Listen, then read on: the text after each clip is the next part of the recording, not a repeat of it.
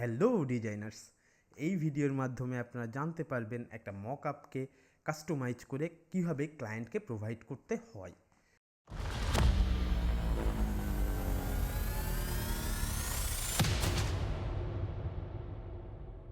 আমাদের অনেক সময় প্রবলেম হয় একটা মক আপ ডাউনলোড করার পরে আমরা ঠিক বুঝতে পারি না ক্লায়েন্টের প্রয়োজন অনুযায়ী কীভাবে মক আপটাকে কাস্টমাইজ করবো কিংবা এডিট করার দরকার পড়ে অনেক সময়। তো সেইটা জানার জন্য, সেটা দেখার জন্য আমাদেরকে যেটা করতে হবে, আমাদেরকে বুঝতে হবে কীভাবে স্মার্ট অবজেক্ট ফাংশন করে। আপনারা জানেন স্মার্ট অবজেক্ট অনেক বড় একটা ব্যাপার। আমি ছোট্ট করে একটু বোঝাই। স্মার্ট অবজেক্ট হচ্ছে এমন একটা টুল যেটার মাধ্যমে আপনি কোনো নির্দিষ্ট অংশে কোনো ফাইলকে প্রদর্শন করতে পারেন, শো করতে পারেন। আমার ফাইলটা অন্য কোথাও থাকবে, আমি জাস্ট এইখানে শো করব। তেমনই একটা গল্প হয়েছিল আমার ক্লায়েন্টের জন্য। আমার ক্লায়েন্টের একটা কাস্টমাইজ মকআপের দরকার ছিল। ক্লায়েন্টের একটা অরেঞ্জ পাউডারের বক্সের পরে ক্লায়েন্টের ডিমান্ড ছিল যেন সামনে একটা রেক্ট্যাঙ্গেল অংশে একটা ট্রান্সপারেন্ট পেপার থাকবে এবং সেখানে থেকে ভেতরের যে পাউডারটা আছে সেই পাউডারটা দেখা যাবে। তো সেই কাজটাই কীভাবে করেছিলাম জানতে হলে, দেখতে হলে এই ভিডিওটা পুরোপুরি দেখুন। এবং এই ভিডিওর শেষে আপনারা পাবেন স্পেশাল একটা টিপস, কীভাবে আমরা আরও বেশি সুন্দরভাবে আমাদের ডিজাইনকে প্রোভাইড করতে পারি। ছোট্ট একটা অ্যানাউন্সমেন্ট, আমাদের drop outs path graphic design basic to অ্যাডভান্সের ব্যাচ 4-এর রেজিস্ট্রেশন শুরু হয়ে গেছে। তাই আর দেরি না করে আপনারা এক্ষুনি রেজিস্ট্রেশন করে ফেলুন আর শিখে ফেলুন ফটোশপ এবং ইলাস্ট্রেটরের অ্যাডভান্স টেকনিক।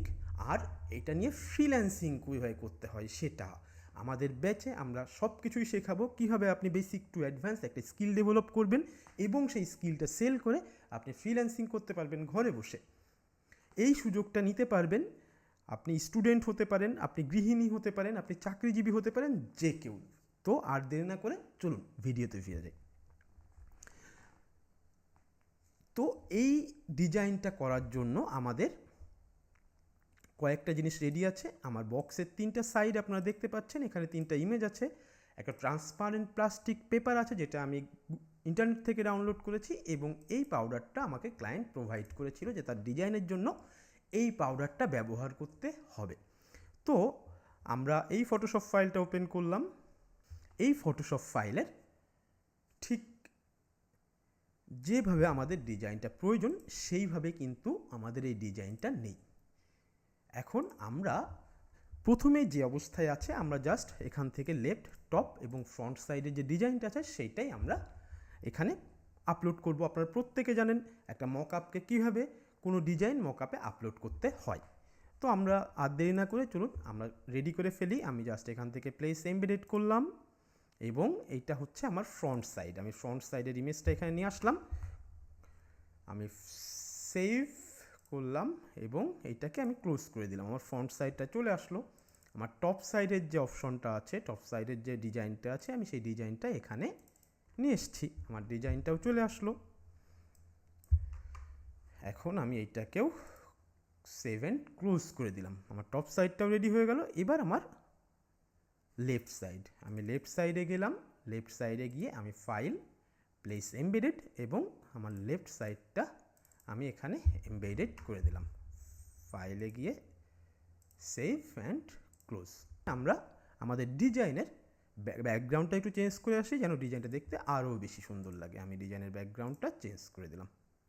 ওকে, এবার আমার মূল টার্গেট, মূল যে কাজটা যেটা আমাকে করতে হবে সেটা হচ্ছে এই ডিজাইনের এই অংশটাতে একটা ট্রান্সপারেন্ট অংশ ক্রিয়েট করতে হবে যেটাতে আমি আমার ভেতরের এই পাউডারটাকে দেখাতে পারবো। তো তার জন্য আমরা প্রথমে এখানে একটা রেক্ট্যাঙ্গেল নিয়ে নেব। আমরা একটা রেক্ট্যাঙ্গেল নিলাম এবং এই রেক্ট্যাঙ্গেলটাকে আমরা প্রথমেই কনভার্ট টু স্মার্ট অবজেক্ট করে ফেললাম। আমি এখানে এটা রিনেম করে দিলাম, নাম দিলাম ট্রান্সপারেন্ট এরিয়া। এবার এটাকে আমি Ctrl+T বা ট্রান্সফর্মে গেলাম এবং ডিস্টোর্টে ক্লিক করলাম। আমি ডিস্টোর্টে গিয়ে এটাকে আমার পছন্দ মতো আমি সাজিয়ে নিলাম যেভাবে আমার দরকার। আপনারা দেখতে পাচ্ছেন আমি ট্রান্সফর্ম থেকে আমার পছন্দ অনুযায়ী এটাকে রেডি করে নিচ্ছি। ওকে, তো আমার ডিজাইনটা রেডি হয়ে গেল। এখন আমরা এই যে ট্রান্সপারেন্ট এরিয়া, এই মকআপ, এই যে স্মার্ট অবজেক্টে গিয়ে আমরা আমাদের ওই ফাইলটাকে এমবেডেড করে নেব। এবার আমি এইটাকে কন্ট্রোল টি প্রেস করে শুধু আমার এই পাউডারের অংশটাই আমি এখানে দেখাবো, যেন এর বাইরের কোনো অংশ আমরা না দেখতে পারি। ওকে, কন্ট্রোল এস প্রেস করলাম এবং আমরা সেভ করলাম। দেখেন এখানে আমার পাউডারের অংশটা চলে আসছে। এবার এইটাকে আমার রিফাইন করতে হবে, এটাকে আমার শ্যাডো ক্রিয়েট করতে হবে, এখানে আমার হাইলাইট দিতে হবে যেন এটা দেখতে ঠিকঠাক লাগে।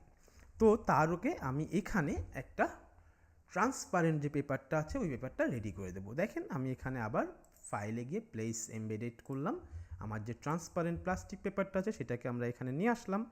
আমি এটাকে একটু কাস্টমাইজ করে নিলাম আমার পছন্দ অনুযায়ী, অ্যান্ড ওকে। এবার আমি এই অংশটাকে কন্ট্রোল প্রেস করে সিলেক্ট করলাম এবং এই অংশটা যে ট্রান্সপারেন্ট প্লাস্টিক পেপার এটাকে আমি মাস্ক করে দিলাম এবং এই ট্রান্সপারেন্ট পেপারটাকে আমরা স্ক্রিন মুড করে দিলাম যেন ব্ল্যাক থাকে। আপনারা যদি জানতে চান বা আপনারা যদি বুঝতে চান যে কোন ব্লেন্ড মুড কীভাবে ফাংশন করে, তাহলে আমাকে কমেন্ট করবেন। কিংবা যদি আপনারা মকআপ ডিজাইন শিখতে চান কীভাবে আমি একটা কাস্টমাইজ মকআপ, একদম পুরো মকআপটা আমার নিজের প্রয়োজন মতো করে রেডি করব, অবশ্যই কমেন্ট করবেন। আর একটা অ্যানাউন্সমেন্ট, এই ভিডিওতে যদি আমি 100টা সাবস্ক্রাইবার এবং 100টা কমেন্ট পাই, তাহলে আমি পরের ভিডিওতে আপনাদেরকে দেখাবো কিভাবে কোথাও থেকে এইরকম একটা মকআপ ডাউনলোড না করে আপনি নিজে এরকম একটা মকআপ ক্রিয়েট করে ফেলতে পারেন। তো দেখতে থাকুন। এখন আমরা কি করব, আমরা জাস্ট এই যে ট্রান্সপারেন্ট এরিয়াটা আছে এই ট্রান্সপারেন্ট এরিয়াটাকে একটু লাইট শ্যাডো দিব। কিচ্ছু না, আমি জাস্ট এখান থেকে ব্লেন্ডিং অপশনে যাব, গিয়ে আমরা জাস্ট ইনার শ্যাডো দিব এখানে একটা।